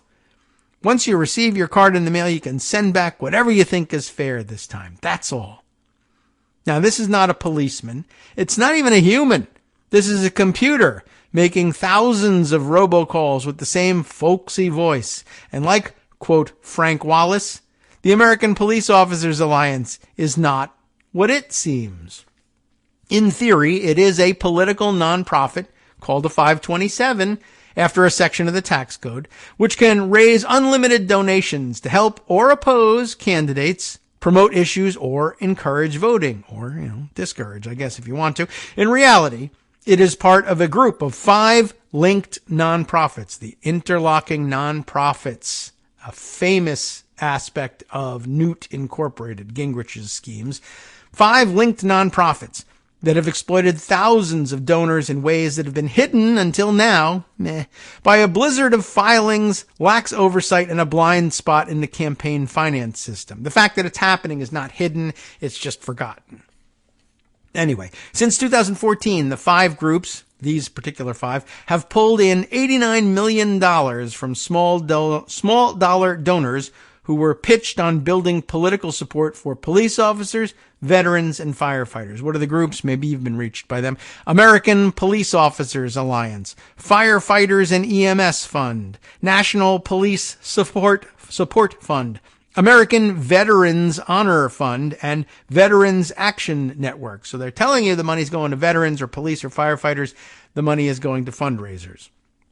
Just 1% of the money that they raised was used to actually help candidates who aren't themselves police or firefighters or veterans or anything in some cases. 1% of the money they raised was used to help candidates via donations, ads, or targeted get out the vote messages. And by the way, when you buy the ads, you take a percentage of that too, right, as the consultancy on the ads and for placing the ads. Anyway, this all according to the analysis by the Times of the group's public filings. About 90% of the money that the groups raised was simply sent back to their fundraising contractors to feed a self-consuming loop where donations went to find more donors, to give more money, to find more donors. They had no significant operations other than fundraising. And along the way, they became one of America's biggest sources of that stuff you hate, robocalls. So we're actually... Our tax code enables the theft of funds from seniors to pay for robocalls, which is the bane of seniors' existence. It's amazing what these poor seniors are doing to themselves without knowing. It is not clear why the groups plowed so much of what they raised back into more fundraising calls. This is where the legal department tells the reporters. You have to acknowledge that it's not clear why. We haven't definitively established why this is happening. Yes, we have. It's because the people who are doing it are able to pay for yachts and private schools and big houses and pools for themselves with the money that they steal. That's why they're doing it. But because no one has said on the record, I'm stealing this money so that I can have a swimming pool and private education for my children, you have to, at this point, say, you don't know why it's happening. But it's happening because money is something people want to steal. It's not clear why the groups plowed so much of what they raised back into their fundraising calls. And I guess another aspect of it is, well, the fundraising calls cost 10 cents. Why are they stealing $1? Well, the answer is because you get to keep 90 cents out of the dollar. So it's not clear why they're plowing $1 into phone calls that cost 10 cents. Yes, it is. But anyway, compared with other political nonprofits, this group's, their fundraising expenditures were extraordinarily high. And it's not because the calls cost 50 cents. The calls still cost 10 cents. What costs a lot, the extraordinarily high fundraising expenditures, is the fees that you're paying to the consultancies that run the groups that hire the people that make the 10-cent phone calls, even though they're computers. The people who record the things, their voices that are recorded, the people who operate the computers and punch in the numbers so that the calls get made, get 10 cents, and they steal the rest. But one other set of expenditures was especially notable. Here it comes. The groups also paid $2.8 million, or 3% of the money raised, to 3 Republican political consultants from Wisconsin, who were the hidden force behind all 5 nonprofits, according to people who worked for the groups and who in some cases were kept in the dark by the consultants about the finances of the operations. The protection here for these guys is they say, well, 3% of the money raised, 3%. Of course, we've got overhead. We got to pay our people. But these are people who didn't program the computers, read the scripts, punch the buttons, nothing. They just said, you guys do that stuff. And in exchange for my brilliant direction for you to do that stuff, I get 3% of the haul. And when the haul is $90 million, that's real money. And they can just point to, well, it's just a tiny percentage. And that disguises them, I guess. Those 3 consultants helped organize the nonprofits, the people said, and then build them through shell companies that obscured the connection. If 3% is just a minor take, just take the money. But, of course, it's lots of money, so they need to hide it, so they put it through pass-through shell corporations. The campaign finance system is built to police who puts money into politics. Legal experts say these groups embodied a flaw. The system is poorly prepared to stop those who raise money and channel it somewhere other than candidates and causes, right? The only place you have to disclose where you're spending is if you're spending it on campaigns and causes. If you're spending it on your own yacht, that's just private business and you don't really have to say anything about it. By minimizing their aid to candidates, the consultants who helped set up the 5 nonprofits avoided scrutiny from the Federal Election Commission because they're not running for office, and most state watchdogs, and put their groups under the jurisdiction of a distracted and underfunded regulator, the Internal Revenue Service. And remember, here Democrats are trying to fund the IRS so that they can find and stop this stuff, and Republicans are saying, we got to stop this. They're arming agents. They're going to kick down the doors of regular American family farmers and steal their money. But instead, this is what they could be doing. But they're not, because we keep stealing the money from them and putting it elsewhere. Anyway, as a result, their spending records were not posted, or were posted not on the FEC's easily searchable site, but on a Byzantine IRS page written in bureaucratic jargon. To understand what these groups did with their $89 million, the Times analyzed 15,851 pages of their financial reports, including 135,843 separate expenditures, searched corporate records in 10 states, and interviewed the nonprofits' leaders and vendors. That's what you have to do in order to definitively establish what happened to the $89 million, which is why regular people don't do it. 4 of the 5 nonprofits remain active, and the last one stopped recommending sugarless gum, as you know. In statements, they said they had not sought to avoid oversight or enrich insiders or deceive donors. Instead, the group said they simply believed in helping politicians indirectly, because that's the way most people want to do things, indirectly, right? Not by giving them money or buying them ads or mentioning their names, but by obliquely raising issues that could shift voters their way. I talk about police and crime, and that makes old people worried, and so they want to vote for the Republicans who do, but we don't say who they are. You're just supposed to infer it because of how super smart all these seniors are in giving money over and over again to the same groups, even though they thought, I never gave to these guys. Anyway, that's a separate issue. To that end, the group said, even fundraising calls from Frank Wallace were part of their mission. Since they mentioned policing, a topic voters might care about, the calls were not a means to an end in the work of influencing elections. They were the work itself. We have met and in fact exceeded in our mission to raise awareness of police issues, hold politicians accountable for shameful treatment of police officers, like stealing from them, and activate grassroots supporters who demand change, said Simon Lewis, one of the 3 Wisconsin consultants who helped establish these groups and who serves as president of one of them, the National Police Support Fund, which provides no support to police, as it turns out. It keeps all the money for Simon Lewis. That's weird. It's the Simon Lewis Support Fund. Really? Campaign finance experts say the group's defense of their work, especially their arguments that the fundraising calls were political activism in themselves, seem to test the limits, let's say, of what's allowed under law. What do you know? That sounds familiar, like the last story.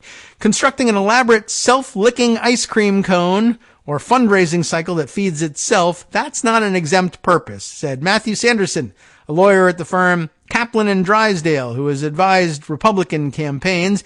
using the IRS's term for an allowable use of the group's money. That would be the, I don't know if they actually call it self-licking ice cream cone, maybe among themselves. The fundraising has to be for something. Oh, no, it doesn't. I mean, it's supposed to be, but nobody's getting prosecuted, so I guess it doesn't. A lawyer for the active groups, Craig Engel, said all four had faced tax-exempt compliance examinations by the IRS that began in the spring of 2022. As soon as there was a Democrat back in office, I guess. Mr. Engel said that an IRS representative had told him in a phone conversation Friday that the groups would face no penalties, but that the service had not yet issued a decision in writing. Another lawyer for the nonprofit said the IRS had told the groups they could continue, quote, to operate as is. That's, of course, because there's no funding for prosecuting them, and so they won't be prosecuted. And then the lawyer gets to say, well, if it was illegal, we'd be prosecuted, so it must not be illegal, so let's keep going. The IRS declined to, another self-licking ice cream cone, by the way. They campaign to elect politicians who will defund the IRS so that the IRS can never punish them for their wrongdoing, so that they can continue to say it's actually right doing. The IRS declined to comment about the groups, citing taxpayer privacy rules. In their calls, the groups identified themselves to potential donors as political organizations. Beyond that, they were often vague about whom they supported and how. The American Police Officers Alliance told donors it was supporting efforts to elect lawmakers to advocate for those who protect our nation's citizens. Ryan Meyer, who was president of the American Police Officers Alliance from 2017 to 2021, said the three Wisconsin consultants used him as a figurehead, then ousted him after he learned that most of the money raised by the group went back into more fundraising and demanded changes in the organization's direction. Well, I'm the president of the association, the alliance. I should have some leverage here, right? Oh, actually, you're fired. It made me sick to my stomach, Mr. Meyer said. We're misleading people who have given hard-earned money. That's a sternly worded comment to the newspaper he's given there. Interestingly, he's not protesting outside of it or saying that they should be shot and killed like pedophiles who are preying on our children, and we're beating up people who are going to the library at the wrong time on the wrong day. But these guys have given sternly worded comments to the newspapers, at least. So there's that. I mean, just question. What are the odds that the president of the American Police Officers Alliance has an AR-15? Pretty good.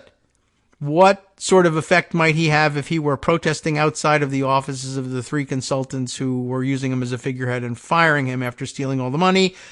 And of course the answer is, well, then he'd be arrested as a dangerous lunatic because some Republicans are scared of him. Yeah, I mean, I guess that would be the end of it. So he's right not to go and do that. But, I'm just wondering what it would be like what would happen if some of these tactics came home to roost and these three Republican consultants were being terrorized at home and their families threatened. People are leaving public service jobs as election officials and school board members around the country because of the threats. Why do we think that nobody is, nobody's resigning from these not publicly necessary whatsoever positions of raking in all the cash? I mean, they love raking in cash, but they've got plenty. They could leave these jobs. They could be terrorized out of these jobs, and these jobs are not necessary. Maybe we should be terrorizing these people out of their jobs. Why not? It's not a job that's necessary to do. Whereas jobs that are necessary, we should stop terrorizing people. Really, we shouldn't be terrorizing anybody. But if there has to be some terrorism, then maybe it should be there. It'd probably work. But curiously, it's never brought to bear against them. Maybe because they're terrorists themselves. And when they're not stealing money, they are strapping on AR-15s and going to libraries. I don't know what these guys do with their time. Anyway, just a thought. And by the way, if you are sick and tired of seeing people terrorized out of their jobs, I remind you once again, as I did a couple weeks ago, that our good friend Atusa Reeser right here in Loudoun County, and Julie Briskman too, who has likewise faced threats, but Atusa quite directly as a member of the Loudoun County School Board, now running for state delegate here in Virginia, and you can find her online at Act Blue and support her campaign along with Julie Briskman. And I'll share those links with you one more time, but I should probably look them up like right now so that I can give them to you. one more time. The Act Blue link for Atusa Reeser. Let's see. You can find her at this points here to the page and doesn't give me the real super easy way of finding her. But maybe if I look up the campaign itself and do it that way for delegate and then find her web page. And then there you go, atusareeser.com. That's easy enough, right? ATOOSA Reeser, REASER.com. That'll point you to her campaign page, and then you can make your donations there. And again, this is somebody who had every right to retire from public life because of the threats against her and her family as a result of serving on the Loudoun County School Board at the height of all of the controversy, manufactured and otherwise, but who has instead said, to hell with you. This means I'm going to continue on, as a matter of fact, and fight against you at the state level, not just the county level. Julie Briskman, of course, well, first made famous by flipping off Trump on his way out of the golf course, which was that was all the public service I really needed from her. But she went on to give even more by running for county supervisor here in Loudoun County, which, again, I remind you, is populated by normal, right-thinking people and who voted overwhelmingly against Glenn Youngkin and his fake moderate BS fleece vest and all the stuff he's done with it since. And she continues to fight against it here on the county level. Julie Briskman at briskmanforsupervisor.com, likewise deserving of your support. Now back to your regular story. But I thought I'd give you a way to translate all of this stuff into real action. I'm going to break it off at this point, not because we're near the end. There's plenty more to discuss about it. And by the way, there's a Virginia angle here just in the next paragraph here. I'll read it on paper. Those nonprofits, the linked 5 nonprofits we were talking about, we thought were being run by Wisconsin. What's the link here, right? On paper, the nonprofits are not connected to one another. In public filings, they list separate boards of directors and separate offices in Washington's Virginia suburbs. I wonder where. You can click through to find out. We haven't got the time to do it here. The Times found their connections to each other and to the 3 Wisconsin consultants by following their money through a web of shell companies and corporate aliases.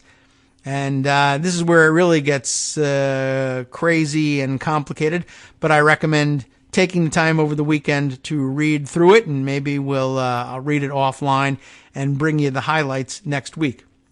10 things I wanted to try to sneak in before we give it up for the weekend. And hand things over to Justice Putnam, of course. He's getting ready to entertain you for the next hour. Man, I didn't get to, and we'll still be discussing debt ceiling next week, so we'll definitely get back to that. I wanted to throw this one out there. I'll give you the short version, but also refer you to the long version over at the New York Times. But Yahoo News had stuff on this, and again, another short diary at Daily Kos that brought this to my attention. But here's the quick facts on it from Yahoo News. FBI raids Trump Tower condo, the Florida Trump Towers, the ones in Sunny Isles, Florida, Little Russia, right? All the elements are here again. This is still going on. FBI raids Trump Tower condo owned by 2 Russian businessmen. Isn't that weird? Oliver O'Connell reporting this one. It's posted over at Yahoo News. The FBI, remember them, has raided a condo owned by 2 Russian businessmen at one of 3 Trump Towers on Sunny Isles Beach in Florida. A squad of FBI agents, assisted by local police, carried out the raid on Thursday morning at the luxury beachfront high-rise, the Miami Herald reports. That was last Thursday.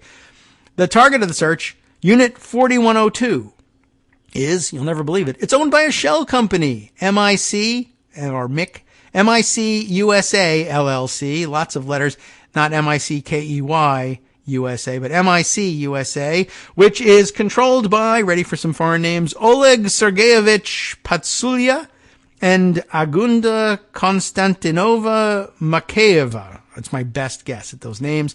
That, according to state records, on Friday, a spokesperson for the FBI's field office in Miami said the Bureau was conducting court-ordered law enforcement activity in the vicinity of that location, telling us nothing about it.